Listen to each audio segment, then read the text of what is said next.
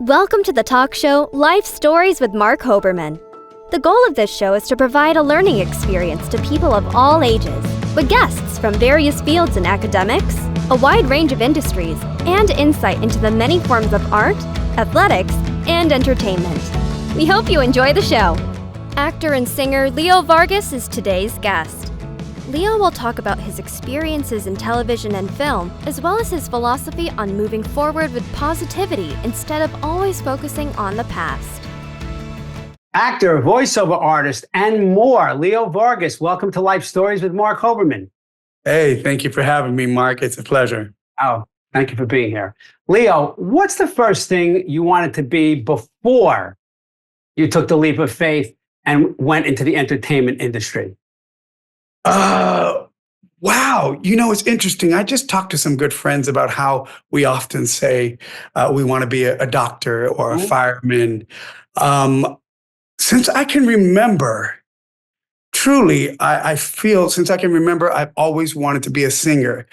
So much in that in grammar school, I'll never forget Mr. Welch. Mr. Welch used to say, I would hum and sing all the time.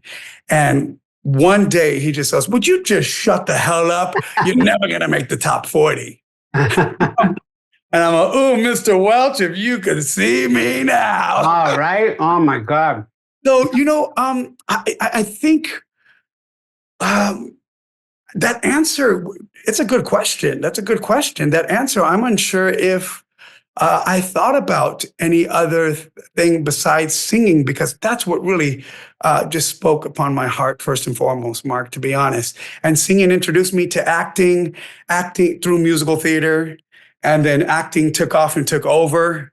And now we're doing a bit of it all, acting, singing, and voiceover work, yes.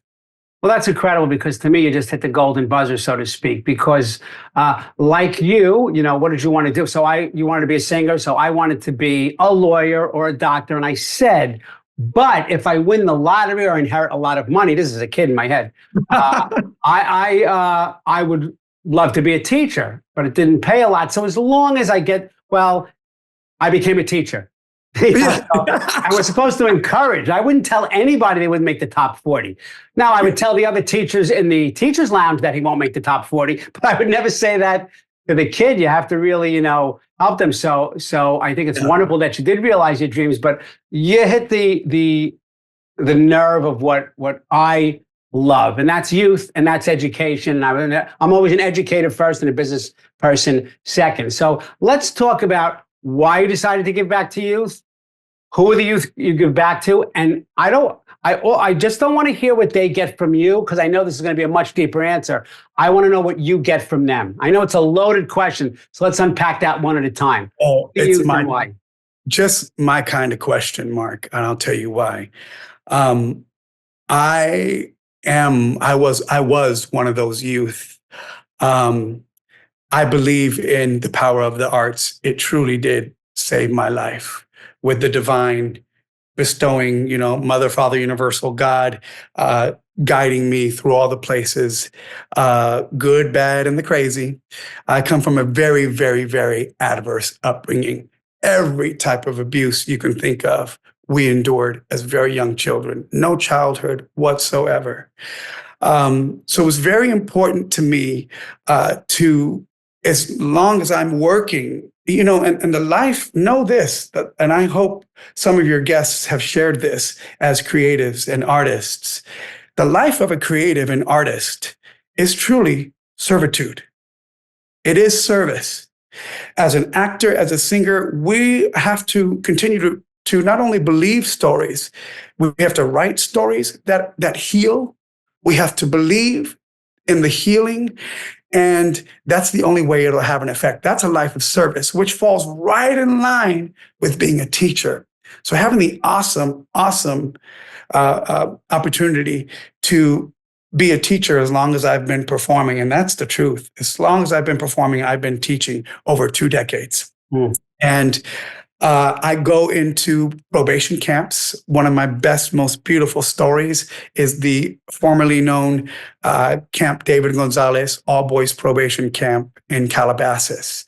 I teach programs in the Juvenile Detention Center, East Lake Juvenile Detention Center here in downtown Los Angeles. All throughout the LAUSD, San Bernardino, Santa Monica, and Downey Unified School Districts, we've taken arts ed programs, playwright, performance, improvisation, and I even created a parent practica workshop with the ACT and practica capitalized, because parents, when you really roll back the dice and peel those, the layers to the onion, we kids are a product of our parents and our environment. And the youth I have primarily focused on is just that, not just underserved and at risk. I've gone to some very privileged areas as well, because I believe I myself represent diversity. I am Native American, Mexican, and Polish. Leo Vargas. You're not going to get much more Polish than that. Any Hoboczynski in the world is related to us, and very Mexican in Vargas. So I come from an adverse environment. I was one of those youth who had to believe, fight, claw, survive to get to a place today where I can say, at the age of 49, about to enter 50 on May 30th, I'm entering the Thrive Zone, from survive to thrive. And it's taken some years, because I didn't realize myself in teaching these programs at these grammar schools, high schools. Oh, high schools are some of my favorite demographic in San Bernardino. And I just shared this with my clinician. I had a doctor's appointment this morning. These kids, we take them deep, because that's where healing begins, right? To uncover and process through the trauma. I did not know how much PTSD I ever even had, like war veterans, having grown up and seeing what I saw as a child and experiencing what I did as a child. Therefore, as I mentioned, I gift back to those demographics. And I'm an equal opportunity lover. I love everybody and everything. Right. A blessing and a curse. But, it's what I mean by that is I represent diversity. I've taught a program at the National Chinese Children's Center in Beijing. I've taught programs in the Philippines. I've taught programs all throughout the United States. I believe in multiculturalism. I believe everything is mixed. Come on now. Everything is mixed today. Right? And I believe in the divine leading me continuously to do those things and have the effect on such youth of all kinds, not just underserved and at risk, but that is my forte. That is my forte, and where I'm often brought in to repair some ruptures. Wow, that's tremendous that you do all that. And it's interesting, because I love some of the things you said. I mean, I wouldn't have this show if I didn't have some adversity. I don't have your adversity. It is very deep, but I was diagnosed with epilepsy at the age of 16 and a half, just after I moved from a whole life in Yonkers, New York to Florida. And, wow. And I didn't tell anybody till I wrote a memoir when I was 54. 9 people knew until the memoir came out. And I love you when you talk about from survive to thrive, because, my mantra in my book is, I don't say I'm the person I am in spite of my illness. I'm the person I am because of it. No, I feel very badly that you had this abuse as a child. I don't know that all these people that you serve in this youth, I don't know that they would have met you had you not gone through that and survived it. Amen. So that's a big deal to me, for sure. So my mantra in my book is don't let your struggles define you. You define you. So you also have a mantra. My responsibility is not to wear my past, but to where I'm going. So what does that philosophy mean to you?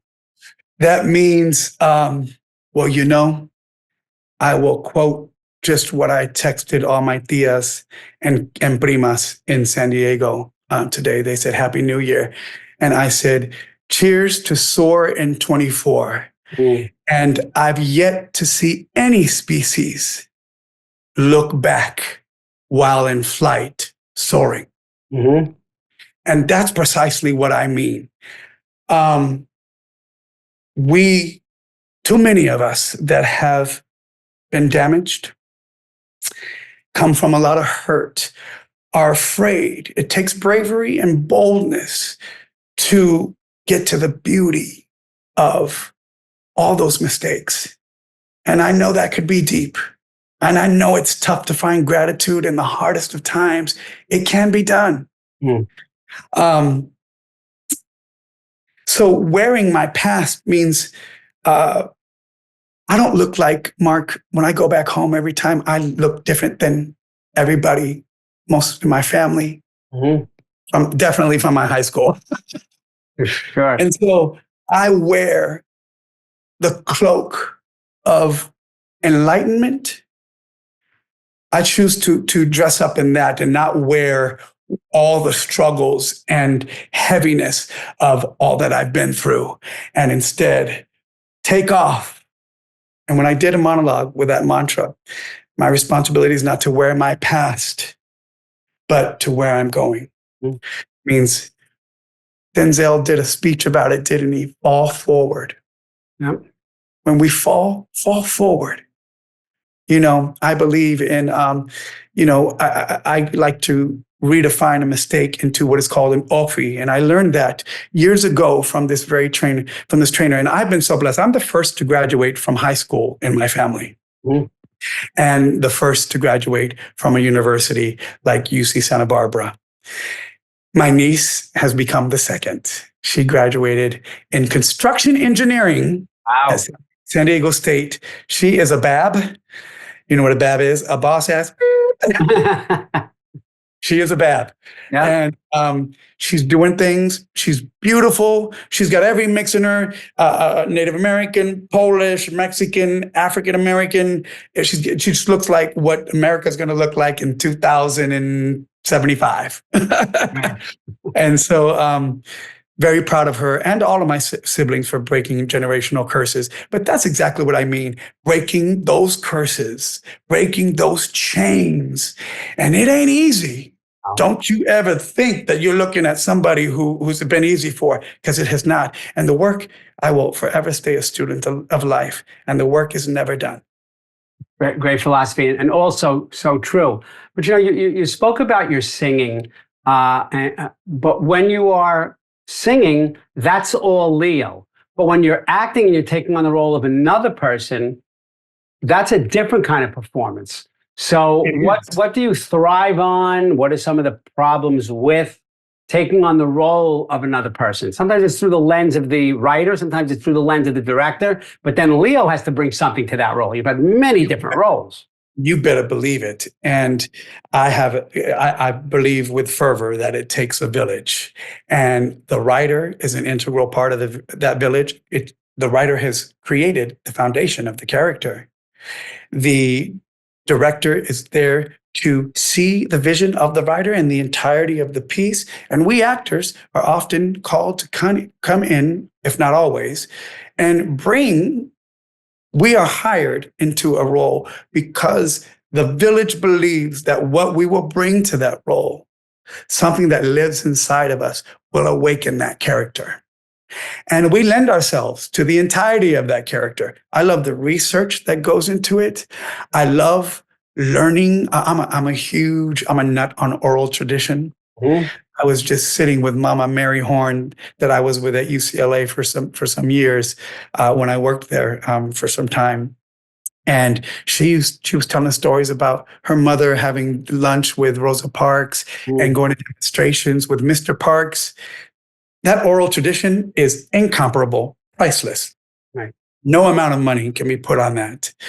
And so learning that foundation from a writer, getting into the crux of what a character is, listening to that director and creating the mold of the just right character, the superstar that they want to see come through on the screen is what it's all about. It's about the village, and it always will be. Now, I will say the same with singing. Same with singing. We singers are also storytellers.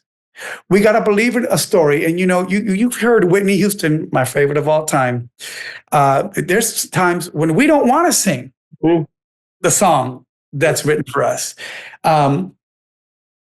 And myself, I'm an avid writer and a pretty damn good one. So I'm like, I want to sing somebody else's stuff. Right. However, producers, your agents, your managers, yes, Leo, we love this part of your craft. This is amazing. But now sit with this piece. Who else wrote this? So you got to understand the writer.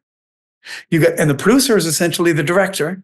It takes that team to build a very effective story. And in all places, the late Luis Avalos shared with me. He was my industry father for 13 years. And bless him, may he rest in peace. 2014, he left us, along with my agent, who stood in the gap as mother to me for 2 decades, and my grandfather, Leo Hoberchinsky, whose namesake. 2014 was a crazy year for me. Right. But Luis Avalos shared, there is a fine line between good dramatic acting and melodrama. And that fine line is belief. We have to believe in the song we're singing and the character we're portraying. Otherwise, you never will. That's so true. I mean, it's all about the lyrics. And I've seen different singers sing the same song, and the ones that stand above all others, their body language, their facial expressions, you can kind of see the song in their face going along with the words. I'm sure you know what I'm talking about. Oh, and yes. It's amazing. So you have all this. You have the acting, you have the singing, you have all these things that you do. You've had tremendous success. But on my show, I love to talk about the story behind the glory. So Yes. what obstacles have you had to overcome while finding success in the entertainment business? After entering the entertainment business, or since a child? I would say the entertainment business. Okay, obstacles. Well, as mentioned, I am Native American, Mexican, and Polish. So I have come up against challenges with not looking the part. And, we often have to assist that process, you understand. And a casting process, a casting director's job is tough. Because oftentimes producers come and they don't have an idea who they want to see.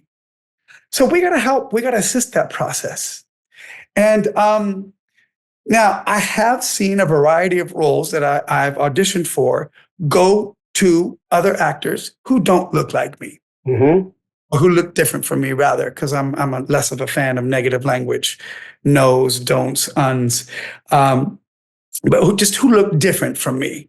And in those times, I cannot smite the process because it only helps me grow and become a better performer. It's still an effective business acumen. And that's just one of the things. And I would say I'm a very unique individual. I have my Stratton family, who their son, Logan Stratton, I was blessed enough to enter his life at age 5. And he's one of the ones with autism that I came in to teach him half a decade from 5 to 10, really help him discover and share his voice even more through arts and master his goals quicker and easier. And they say, Leo, oh, you loud? That's my kind of love. I love and I'm loud about it because I know what's on the other side. Right. I was born into it. So I choose love and light, and I run to that voice. I run to that image. I run to the light. Now, sometimes that doesn't mean we fall into darkness, because that is life's roller coaster. And just that, so we have that roller coaster in our career at times, right? We want people to like us. And our job is to, and I learned this some years ago, never to book the job, but book the room. And connectivity is my shtick. I'm all about of connecting with people of all types. I don't care where you're from. I will eat your food. I will go to your country. I will speak your language. I'll do my best to do all that. That's just the fabric of who I am. And sometimes that can be hard to manage. So, and singing does soothe my soul. I'm humming and singing. Sometimes I'll be on set.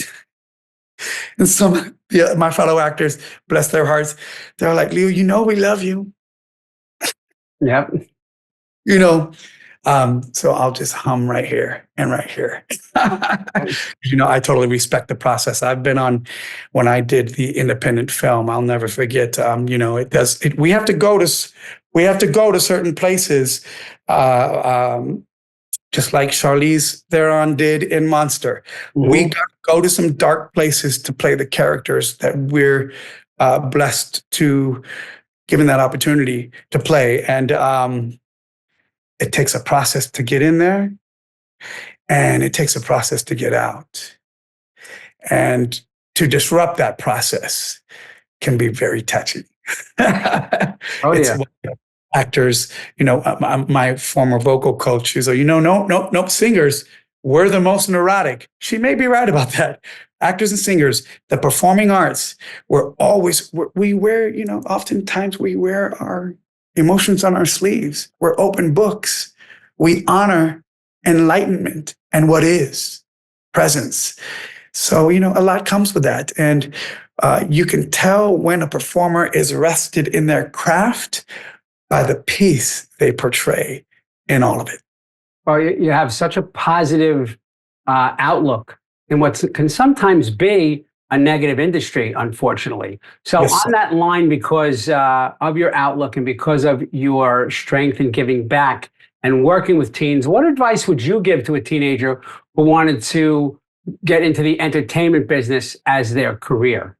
Go to school for it first. I am very fortunate to be, Barbra Streisand said in an interview, you can tell the difference between a singer who's been trained and one who's just born with it. I've been very blessed, so blessed. Mark, I didn't even think I could act. And the director of the independent film, I was like, I'm not an actor. I'm not an actor. I'm a singer. I had 2 record deals with 2 boy bands back in the 90s. I said, I can't. He looked at me like, and it was a great role for me. It was a great role for me. I did not go to school for it, though. And I do believe I went to school at UC Santa Barbara in law and society. I did minor in socio-cultural linguistics and voice. I did take some theater classes, which did help me. But graduating with a fine arts degree is only going to help propel you quicker. You hear that too often. I've been very fortunate enough to be a hard worker and talented, blessed with gifts that I've been able to use over the 2 decades. And I cannot wait to continue to use them and truly soar in 24. Stay on the mark. Keep your eye, and I'll tell you, this is what I just said too, and I cannot forget this. I recorded this the other day at my sister's place in San Diego. Follow the voice. We have voices right here. We have a voice, the naysayers, that says, no, you can't do it. I'm not good enough. And then you have your champion on this side.